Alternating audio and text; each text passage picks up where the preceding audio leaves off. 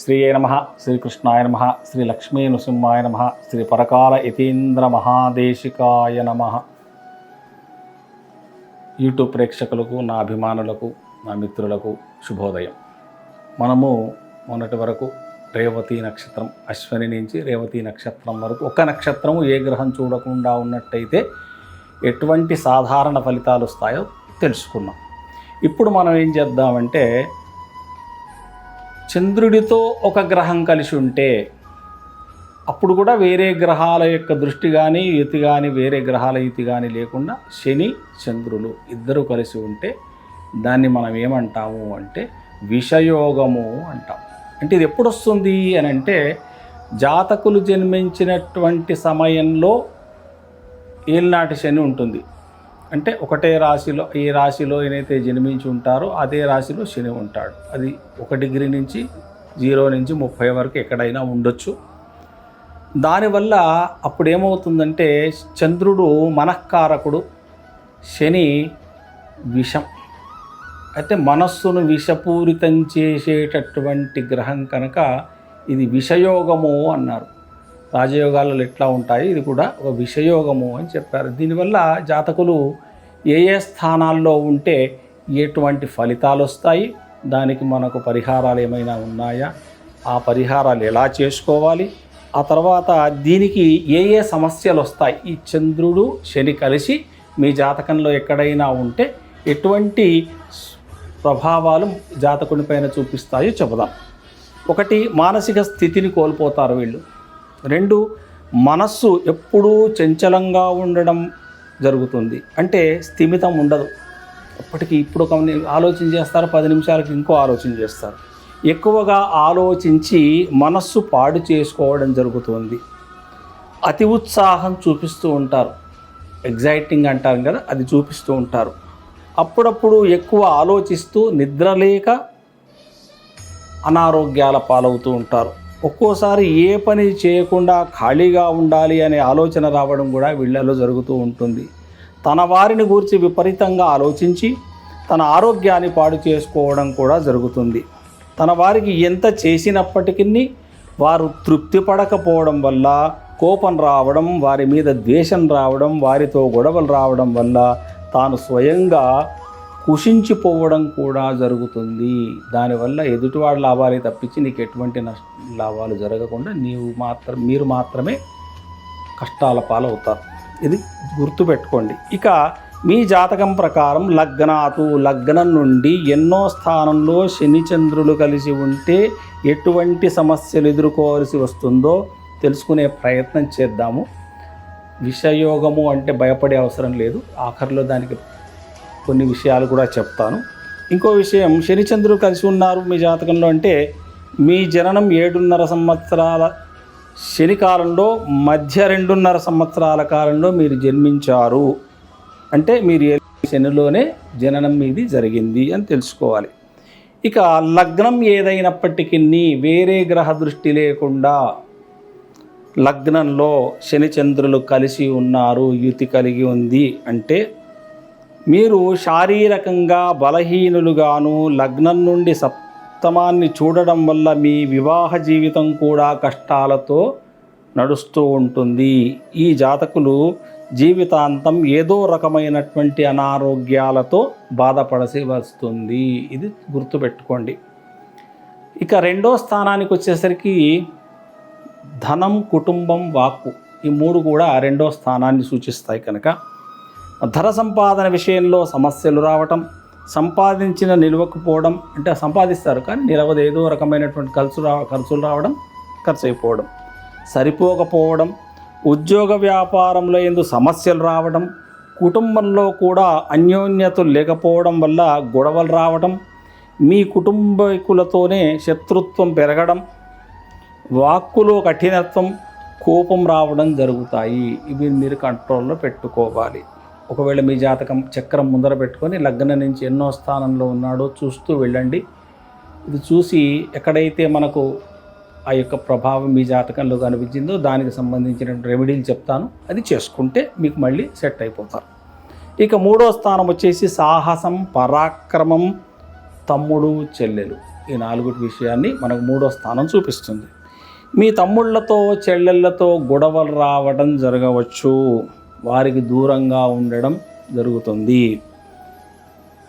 జాతకుల్లో ఎంత పరాక్రమం ఉన్నప్పటికీ, ఎంత ధైర్యం ఉన్నప్పటికీ 3వ స్థానంలో గనక శని చంద్రులు కలిసి ఉంటే అది తగ్గిపోవడం, సాహసం లేకపోవడం, పిరిగితనం వీళ్ళల్లో కనిపిస్తూ ఉంటుంది. ఇక 4వ స్థానం వచ్చేసి మాతృ సుఖము, వాహనము, స్థిరాస్తులు. ఈ విషయాన్ని వాహనాలు, కొత్త ఆస్తులు కొనడం ఇవన్నీ కూడా జరుగుతుంటుంది. దీంట్లో జాతకానికి 4వ స్థానంలో కనుక శని చంద్రుల యొక్క యుతి కలిసి విషయోగం కలిగినట్టయితే మాతృసుఖం ఉండకపోవచ్చు. అన్ని రకాల సుఖాలలో కష్టాలు రావడం, విశేషంగా తల్లి వల్ల కష్టాలు రావడం, తల్లికి ఏదో రకమైన అనారోగ్య సమస్య ఉండి తనతో సేవలు చేయించుకొని తర్వాత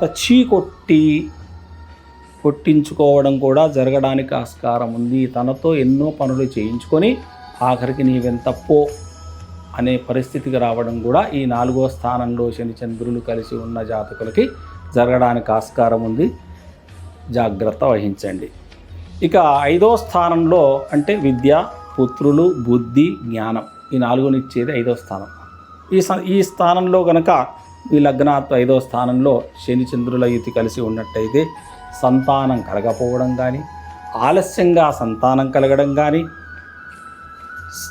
కలిగిన సంతానం వల్ల సమస్యలు రావడం కానీ, వాళ్ళకి చదువులు సరిగ్గా లేక, ఉద్యోగాలు సరిగ్గా లేక బాధపడడం కానీ, విద్యలో ఆటంకాలు రావడం కానీ, విద్యను మధ్యలోనే ఆపేసి ఏదో రకమైన కారణంతో ఆగిపోవడం కూడా జరిగి చిన్న వృత్తులు చేసుకొని బతికే పరిస్థితి రావడం కూడా జరగవచ్చు. ఇక 6వ స్థానం ఉద్యోగం, అప్పులు, శత్రువులు, మీనమామలు, ఇవన్నీ కూడా మనం దాంతోటే చూస్తాం. ఈ జాతకులు జీవితాంతం అప్పులు చేస్తూనే ఉంటారు. అంటే 6వ స్థానంలో కనుక శని చంద్రులు కలిసి ఉన్నట్టయితే లగ్నాతో ఎప్పటికీ అప్పులు, వీడి దగ్గర అప్పు చేస్తారు, వాడికి తీరుస్తారు, వాడి దగ్గర ఇంకోటి దగ్గర అప్పు చేస్తారు, వీడికి తీరుస్తారు, ఈ విధంగా ఉంటుంది. ఒకవేళ ఉద్యోగంలో ఉంటే విపరీతంగా ఉద్యోగాలు మారుస్తూ 6 నెలలు ఒక ఉద్యోగం చేస్తే ఇంకో 6 నెలలు ఇంకో ఉద్యోగం చేయడం కూడా జరగడానికి ఆస్కారం ఉంది. స్థిరంగా ఒక్కచోట వీళ్ళు ఉద్యోగం కానీ స్థిరంగా వ్యాపారం కానీ చేయలేకపోతారు. వ్యాపారులు అయితే రకరకాల వ్యాపారం చేస్తారు. ఈరోజు బట్టల వ్యాపారం చేస్తాడు, రేపు ఇంకో సెల్ ఫోన్ల వ్యాపారం చేస్తాడు, టీవీల వ్యాపారం చేస్తాడు. ఏది కూడా సెట్ సరిగ్గా ఒక 4 ఏళ్ళు చేయకుండా ఉంటాడు. అది కూడా తృప్తి లేక, డబ్బులు సరిపోక బాధపడుతూ, ధనానికి వ్యాపార చింతనతో వీళ్ళు బాధపడుతూ ఉంటారు.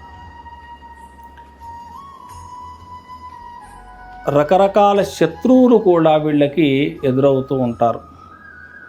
వీళ్ళని చూడకుండా, అంటే వెనక నుంచి వీళ్ళ శత్రువులు పెరిగి వీళ్ళని ఏ విధంగా అయినా నష్టపరచాలి అనే ఆలోచనలో వీళ్ళ శత్రువులు ఉంటారు. కనుక వీళ్ళు 6వ స్థానంలో శని చంద్రులు ఉన్నట్టయితే కొంచెం జాగ్రత్త పడండి. ఎవరు శత్రువులు ఎవరు మిత్రులు అనేది బాగా ఆలోచించి మిత్రత్వం చేయండి. ఇక 7వ స్థానానికి వచ్చేసరికి భార్య, భర్త, వ్యాపారం, వివాహ సంబంధాలు, ఇది 7వ స్థానం. లగ్నాత్ 7వ స్థానంలో శని చంద్రులు కలిసి విషయోగం కలిగినట్టయితే వివాహం ఆలస్యం కావడానికి ఆస్కారం ఉంది, లేదా కాకపోవచ్చు. కొంతమంది 40-45 ఏళ్ల వరకు కూడా వివాహం కాని వాళ్ళు ఉన్నారు కదా, అటువంటి జాతకాలు దీంట్లో ఉండొచ్చు. ఒకవేళ వివాహం జరిగితే 30-32 సంవత్సరాల వయస్సులో వివాహం జరుగుతుంది. సంసార సుఖం అంతగా ఉండకపోవచ్చు, నిరాశ కలగవచ్చు. వ్యాపారంలో ఎన్ని సమస్యలు ఎదుర్కోవాల్సి వస్తుందో వాళ్ళకే తెలియదు. అన్ని సమస్యలు వీళ్లకు వ్యాపారవేత్తలకైతే ఉంటుంది. న్యాయమైన వ్యాపారం మీకు ఎప్పుడూ పనికిరాదు. అన్యాయంగా వ్యాపారం చేస్తే 4 డబ్బులు సంపాదించుకొని సుఖంగా ఉండడానికి ఆస్కారం ఉంది. ఇది చూసుకోండి. 8వ స్థానము ఆకస్మిక కష్టాలు, ఆయువు. జీవితంలో అనేక రకములైనటువంటి ఆపదలు, అపాయాలు, యాక్సిడెంట్స్ అంటాం కదా, అవి జరుగుతూనే ఉంటాయి. చిన్నది పెద్దది ఎప్పుడు నెలకోసారి 2 నెలలకోసారి వీళ్ళకి యాక్సిడెంట్స్ అవుతూ ఉంటాయి. ఒక్కొక్కసారి ప్రాణాలు పోయేంత పరిస్థితి యాక్సిడెంట్లు అయ్యి మళ్ళీ మంచి వైద్యుడిని కలిసి వాళ్ళు మళ్ళీ గెట్ ఆన్ అవుతారు. ఆ తర్వాత నాస్తికత్వానికి, ఎన్ని దేవుళ్ళని దండం పెట్టినా ఇవే అవుతున్నాయి నాకు అని చెప్పి వీళ్ళు నాస్తికత్వానికి కూడా వెళ్ళడానికి ఆస్కారం ఉంటుంది. విపరీతమైనటువంటి ధన నష్టం కూడా కలగడానికి ఆస్కారం ఉంది. ఇక భాగ్యము, ధర్మం 9వ స్థానం అంటే లగ్నాతు 9వ స్థానంలో కనుక శని చంద్రులు కలిసి ఉన్నట్టయితే వీరు భాగ్యం కొరకు పరిగెడతారు, కానీ వీళ్ళకు భాగ్యం లభించదు, భాగ్యహీనులవుతారు. ఏదైనా ధర్మకార్యాలు చేయాలన్నా చేయలేకపోతారు. ఆ తర్వాత వీళ్ళకి దేవుళ్ళ మీద నమ్మకం పోయి దేవుళ్ళు లేరురా నాయన అనే భావన వీళ్ళల్లో కలుగుతుంది. ఇక 10వ స్థానము కర్మస్థానం. కర్మ, ప్రతిష్ట, గౌరవం, తండ్రి. 10వ స్థానం పితృస్థానం. తను చేసే ప్రతి కర్మలో కష్టాలు మాత్రం ఖచ్చితంగా వస్తాయి. ఒకటే సారికి వీళ్ళు చేసే పని సక్సెస్ కాక 2-3 సార్లు చేసిన తర్వాత వీళ్ళకి సక్సెస్ అవుతూ ఉంటుంది. సంఘంలో గౌరవ మర్యాదలు పోతాయి. ఏమిట్రా వాడు ₹1,00,000 సంపాదిస్తున్నాడు, వీడేమో 10,000 సంపాదిస్తున్నాడు, వాడి చదువు వీడి చదువు ఒకటే అంటే వీడికి గౌరవం ఉండదు. కానీ వీడి తెలివిమంతుడు, వీడే ఎక్కువ తెలివిమంతుడు, కానీ వీడికి ఆ గౌరవం సంఘంలో దొరకదు. తండ్రితో గొడవలు పడుతూ ఉంటారు. వైరము అంటే శత్రుత్వం తండ్రితో వీళ్ళకు ఉంటుంది. ఆస్తి తగాదాలు కూడా వీళ్ళు ఎదుర్కోవాల్సి వస్తుంది. ఇక 11వ స్థానం అంటే లాభస్థానం. పెద్దన్న, అక్క జాతకుడికి అన్నలతో అక్కలతో వివాదాలు రావడానికి ఆస్కారం ఉంది. వీరితో శత్రుత్వం కూడా పెరగడానికి ఆస్కారం ఉంటుంది. వీరి వల్ల కష్టాలు కూడా వస్తాయి, కోర్టు కేసులు అవి ఇవి జరగడానికి ఆస్కారం ఉంది. ఎక్కువగా ధన సంపాదన లేకపోవడం కూడా ఈ జాతకులకు సంభవిస్తుంది. మళ్ళీ ప్రమాదాలు జరగడం కూడా వీళ్ళకి సంభవిస్తూ ఉంటుంది. జాగ్రత్త పడండి. ఇక 12వ స్థానంలో కనుక శని చంద్రులు కలిసి ఉన్నట్టయితే అన్ని రకాల కష్టాలు, ఈ రకమని కాదు, అన్ని రకాల కష్టాలను వీళ్ళు ఎదుర్కోవాల్సి వస్తుంది. వృధా ఖర్చులు, ఎక్కువ ఖర్చులు అవుతూ ఉంటాయి. వీళ్ళ ద్వారా ధన నష్టాలు కలుగుతాయి, వ్యాపార నష్టాలు కలుగుతాయి, గొడవలు, మనశ్శాంతి లేకపోవడం, ఆ తర్వాత ఎవరు చూసినా వీడిని ఛీ అనిపించుకునే పరిస్థితి వీళ్లకు రావడం జరుగుతుంది. కనుక ఈ దోషం నేను చెప్పినటువంటి 12 దోషాలు 12 రాసుల వాళ్ళకి చెప్పాను కదా, అది పీక్గా ఎప్పుడు ఉంటుంది అని అంటే మీ జాతకంలో చంద్రుడు శని రెండూ కూడా 5 డిగ్రీలు 4-5 డిగ్రీల మధ్యలో కనుక ఉంటే, ఉదాహరణకి 2వ డిగ్రీలో శని ఉన్నాడు, 4-5 డిగ్రీలలో చంద్రుడు ఉన్నాడు అంటే ఎక్కువ ఫలితం వస్తుంది. అదే ఒక 8-10 డిగ్రీలు 15 డిగ్రీల తేడాలో కనుక ఉంటే దాని తక్కువ ఫలితం మీకు ఆ యొక్క చెడు ఫలితం అనేది సంభవిస్తుంది. భయపడే అవసరం లేదు. ఇక నక్షత్ర మార్పు కనుక ఉంటే అంటే ఇప్పుడు ఉదాహరణకి అశ్వని, భరణి, కృత్తిక ప్రతి రాశిలో 3 నక్షత్రాలు ఖచ్చితంగా ఉంటాయి. పాదాలు ఎక్కువ తక్కువ 9 పాదాలు ఉంటాయి కనుక ఇప్పుడు అశ్వని 1వ పాదంలో 4వ పాదంలో శని ఉన్నాడు, అదే కృత్తిక 1వ పాదంలో చంద్రుడు ఉన్నాడు అంటే వాళ్ళకి 75% చెడు ఫలితాలు రావడం జరుగుతుంది. ఇక రాశికిలో మొదటి 3 డిగ్రీలు ఒక గ్రహం, ఇంకో గ్రహం ఆఖరి 25 డిగ్రీల్లో ఉంటే 50% ఫలితం వస్తుంది. ఇక ఈ 2 గ్రహాల మధ్యలో వేరే గ్రహం అంటే వేరే 3వ గ్రహం కనుక ఉంటే అంటే అశ్వనిలో ఒక శని, కృత్తికాలో చంద్రుడు, మధ్యలో భరణిలో ఇంకొక గ్రహం ఉంది అనుకుందాం, అంటే మధ్యలో ఒక గ్రహం వచ్చి ఏర్పడింది అంటే వాళ్ళకి 25% మాత్రమే చెడు ఫలితాలు వస్తాయి. ఆ తర్వాత మిగతా 75% మంచి ఫలితాలే ఉంటాయి. శని శుభస్థానంలో ఉంటే కానీ చంద్రుడు పూర్ణ చంద్రుడుగా ఉన్నప్పుడు కానీ చెడు ఫలితం ఇవ్వక విషయోగం ప్రభావం జాతకులపై పడకపోవచ్చు. అంటే పూర్ణ చంద్రుడు అంటే విద్య నుంచి పంచమి నుంచి శుద్ధ పంచమి నుంచి బహుళ పంచమి వరకు పూర్ణంగా చంద్రుడు ఉన్న సమయంలో కనుక జాతకుడు జన్మిస్తే అప్పుడు శని యుతు ఉన్నప్పటికీ ఫలితం అంత చెడు రాకపోవచ్చు. ఇక పరిహారాలు చూసుకుందాం. పైన ఉదహరించినటువంటి దోషాలకు మనమే పరిహారం చేసుకోవాలి. ఎవ్వరి దగ్గరికి వెళ్ళే అవసరం లేదు, ఏ జపాలు చేయించే అవసరం లేదు.